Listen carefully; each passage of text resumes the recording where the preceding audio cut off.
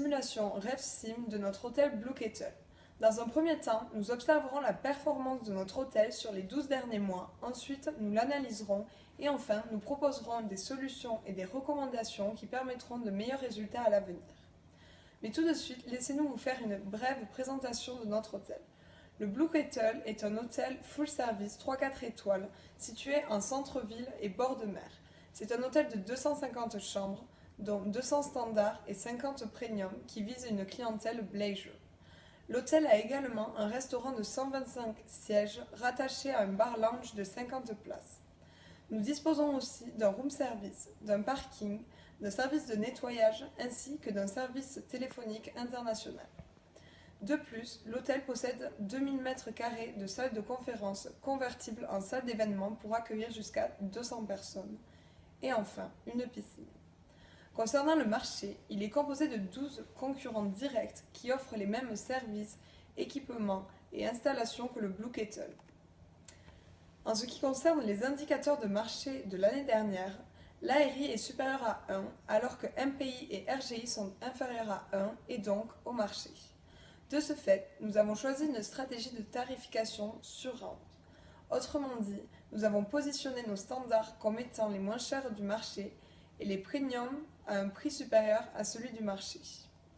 Le but était de capter une nouvelle clientèle plus large pour nos chambres standards tout en garantissant et gardant une qualité supérieure pour nos premiums et donc augmenter notre MPI. Pour débuter notre activité, nous disposons de 500 000 $ de fonds d'investissement initial. Notre premier investissement en janvier est en adéquation avec notre stratégie sur round. Il fut la rénovation, l'investissement en soft good rideau dans les chambres premium, ce qui nous a coûté 50% de notre fonds d'investissement, c'est-à-dire 250 000 $. Cela nous a permis de pratiquer des prix hauts pour nos chambres premium dès le début du trimestre, 250 $ en direct. Beaucoup de contrats de cleaning ont été mis en place afin d'augmenter la satisfaction client.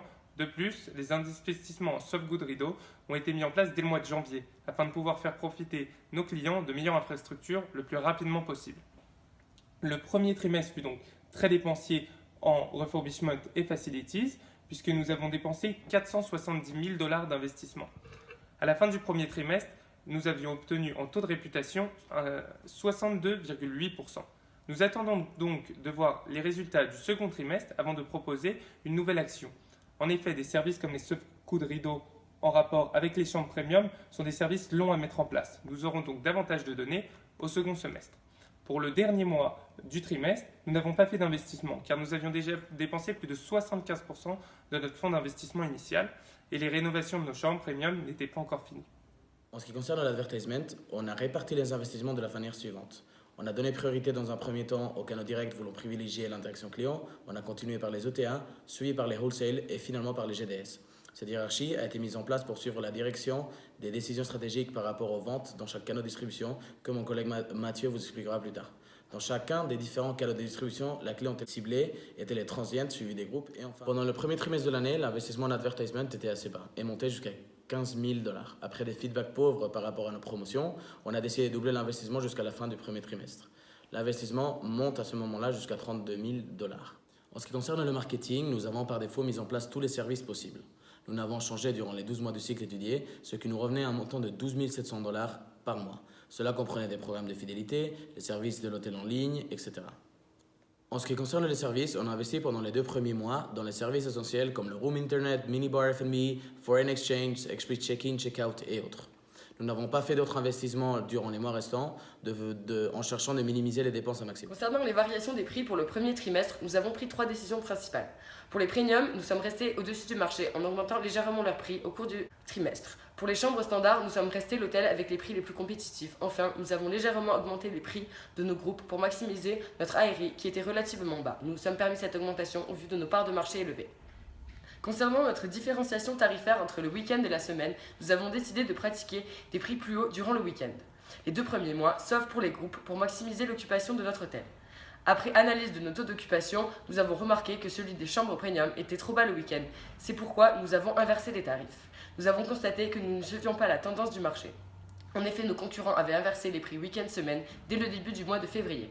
Concernant les variations de prix pour le premier trimestre, nous avons pris 3 décisions principales.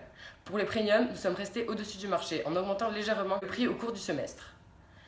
Concernant les canaux de distribution, pour les segments premium, standard et package, nous voulions un plus grand pourcentage des ventes en direct, environ 60%, alors que pour les groupes, nous voulions passer à 50% par des OTA et des wholesales. Pour le premier trimestre, nous avons fixé des seuils de prix à 45% et 75%. Et nos pourcentages de réduction se situaient à environ 8%, et celui des augmentations à 7%, sauf pour les groupes. En effet, nous voulions des prix très bas, lorsque notre hôtel avait une occupation en dessous de 45%, pour la faire augmenter, et des prix très hauts lorsque notre occupation était déjà élevée pour privilégier les transients et décourager les groupes. Je vais maintenant vous parler des index et du profit du premier trimestre. À la fin du premier trimestre, le MPI a diminué, notre ARI a légèrement augmenté et notre RGI a baissé. Nous pensons expliquer cette baisse de nos indices de marché par un mauvais choix de tarification week-end-semaine, qui s'est ressenti dans nos performances par rapport au marché. On remarque que notre net profit était très bas à la fin du mois de février, sûrement dû à un total revenu plus bas. Cependant, il a augmenté de 110 000 $ le mois suivant, probablement après un réajustement des prix week-end-semaine. Au deuxième trimestre, les facilities. Nous avons fait un petit investissement dans un retail shop qui nous a valu des bons feedbacks. L'executive lounge fonctionne bien et nous avons décidé plutôt d'investir dans tout ce qui était cleaning et service et seul goût de rideau. Même si le feedback des clients n'est pas le meilleur, nos facilities sont vraiment appréciées et nous préférons garder de l'argent pour investir dans le futur. Les refurbishments. Nous avons mis en place des contrats de nettoyage et de service dans tous les services afin d'améliorer la satisfaction client.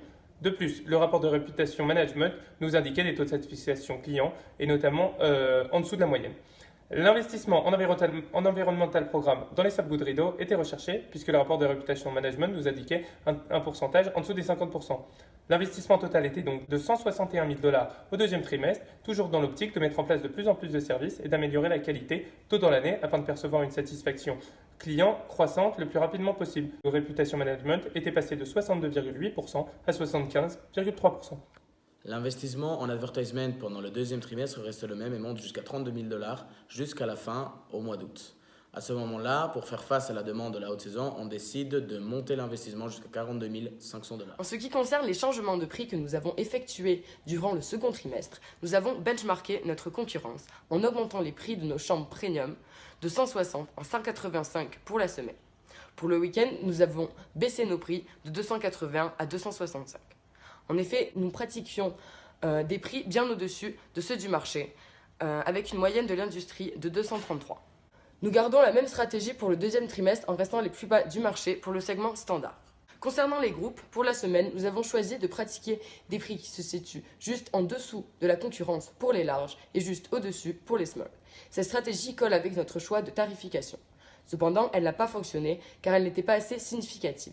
Les groupes n'ont pas choisi notre produit car nous n'avions pas d'avantage sur la concurrence. Le week-end, la stratégie prix bas des groupes a très bien fonctionné car elle était beaucoup plus prononcée. Au sujet des canaux de distribution, dès le début du deuxième trimestre, nous avons observé que nous ne vendions aucune chambre en OTA, GDS et wholesale. C'est pour cela que nous avons modifié nos pourcentages de distribution pour les larges et small groups avec un passage de 35 à 65% pour les directs. Nous avons également augmenté le pourcentage de distribution des wholesales pour le segment tour car nous avions une part de marché importante de 10,76%. Cela s'explique par notre politique de prix bas qui sont en du market index et du profit. Notre MPI a augmenté grâce aux larges groupes et à la haute saison. Cependant, cela n'a pas fait augmenter notre RGI car nous pratiquons des prix bas pour ce segment. Nous avons globalement augmenté nos prix, mais cela n'a pas empêché notre ARI de baisser car la concurrence l'a fait aussi, mais de manière plus radicale. Enfin, les revenus n'ont fait qu'augmenter de manière proportionnelle pour les chambres et les autres départements avec une augmentation de 13%. Globalement, le revenu, les dépenses, le gross operating profit et le net profit ont augmenté proportionnellement. 6 premiers mois, nous avions un net profit de 478 000 $. Nous avons investi dans un valet de parking pour augmenter la satisfaction client. Cela générait un revenu très infime, mais était lié au parking qui générait 5 900 $ de revenus mensuels. Nous avons de plus investi dans un travel tour desk qui générait du revenu. Il fallait investir dans les facilities suite à des commentaires clients disant qu'il nous en manquait. 76 000 $ ont donc été investis au troisième trimestre en facilities pour obtenir un meilleur pourcentage de satisfaction. Les refurbishments, un seul investissement a été fait au troisième trimestre, qui est un contrat cleaning et service pour l'environnemental programme, qui nous permet d'augmenter le taux de réputation de l'hôtel. Le taux de réputation, lui, a baissé à 61,8%. Nous recommandons donc, au vu de la baisse du taux de réputation et de satisfaction, de continuer à investir petit à petit en refurbishment et de plus attendre les effets de nos investissements en facilities au quatrième. Finalement, lors du troisième trimestre, l'investissement reste entre les $32 000 et les $42 500 du troisième trimestre, notre volonté étant de trouver le point où l'investissement serait idéal. Concernant la tarification des chambres premium, nous sommes restés les plus hauts du marché durant le troisième trimestre, atteignant un prix de $290. Pour les standards, nous avons effectué une augmentation de $7 à la fin du mois de juillet pour la semaine, tout en restant les plus bas du marché. Le week-end, nous n'avons pas changé nos prix. Pour les packages, nous sommes également les plus bas du marché et avons une grande part de ce marché. Dans le but d'augmenter notre ARI, nous pouvons nous permettre d'augmenter les prix de ce segment, sauf pour les OTA, avec une part de marché plus basse que les autres canaux. Nous avons pratiqué la même stratégie pour les qualified. Cependant, suite à une erreur de notre stagiaire, le prix de nos chambres pour le segment tour en vente directe la semaine a été enregistré à $19 dans notre PMS. À la fin du mois d'octobre, nous avons décidé de réadapter nos trigger points pour afficher des prix ronds lors des rabais et des augmentations tarifaires. En septembre, le MPI a fortement augmenté. Ceci est dû à une augmentation du taux d'occupation et à la saisonnalité. Concernant l'ARI, il a baissé de 90 à 88. Nous pouvons expliquer ces changements par l'erreur de notre stagiaire. Enfin, notre RevPAR est passé au-dessus de celui de la concurrence à la fin du trimestre. Nous allons maintenant aborder l'analyse financière de l'entreprise pour la fin du troisième trimestre. Le revenu total ne cesse d'augmenter pendant ce trimestre, notamment pendant le mois d'août où le revenu total atteint son pic à $1 240 000. Le net profit n'a donc jamais été aussi élevé. En effet, il atteint $280 000, ce qui correspond à 22% du revenu total. Finalement, à la fin du troisième trimestre, on atteint un bénéfice de $1 175 000. Quatrième trimestre, nous n'avons fait aucun investissement en facilities, mais nous avons pu observer une montée de 0 à 40% de taux de satisfaction client en facilities dans l'année. Nous avons beaucoup investi en refurbishment au dernier trimestre afin de remonter le taux de satisfaction client. Nous avons investi en soft good rideau dans les lobby area, public area, piscine, sous-sol et parking.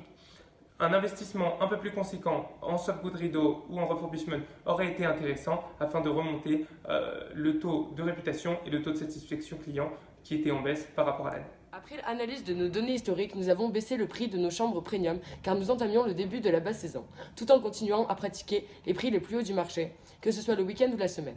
Pour les chambres standards, l'hôtel Bahia Grande pratique des prix plus bas que les nôtres. Cependant, le fait de se positionner juste en dessous d'eux est en soi réfléchi. En effet, nous ne voulons pas faire shooter notre ADR.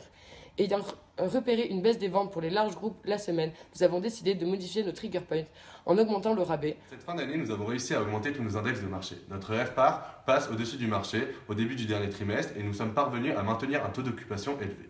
Cependant, notre ADR reste inférieur à celui du marché, mais cela correspond à notre stratégie sur la vente. En effet, nous pratiquons des prix très bas pour les segments standards, notre segment principal. Nous finissons donc cette première année avec les index suivants. Nous sommes donc plutôt satisfaits car le mois de décembre a été un très bon mois pour l'hôtel Blue Hotel. En effet, les marketing decks ont vraiment été simultanément aussi élevés. Nous finissons donc l'année avec un profit total de plus d'1 500 000 $. Nous finissons l'année avec un profit net total de 1 561 598 $ et nous sommes parvenus à augmenter notre taux d'occupation tout au long de la période, bien que nous ayons globalement augmenté nos prix. Notre segment principal est le segment standard, représentant en moyenne 25% de nos ventes. De plus, notre positionnement sur le marché par rapport aux large groups a fonctionné. En effet, c'est notre deuxième plus gros revenu avec en moyenne 15% du revenu total. Cependant, la stratégie prix haut que nous avons adoptée dès le début de l'année pour les chambres premium n'a pas bien fonctionné. Ce segment représente seulement 5,5% de notre revenu et a graduellement diminué tout au long de l'année. Cela s'explique par des prix trop élevés pour une qualité proposée trop faible. Notre investissement initial pour la rénovation des chambres premium n'a donc pas été efficace. Pour les canaux de distribution, nous avons réussi à faire en sorte que 63% de nos ventes soient directes. Nous privilégions ce moyen de réservation car, contrairement aux GDS et OTA, il n'y a pas de commission. Nous avons pratiqué des prix plus hauts pour ces deux canaux tout au long de l'année pour éviter les pertes. Durant l'année, nous avons reçu 4 demandes de groupe. Malheureusement, nous n'avions pas des prix assez compétitifs pour les attirer dans notre hôtel Blue Hotel.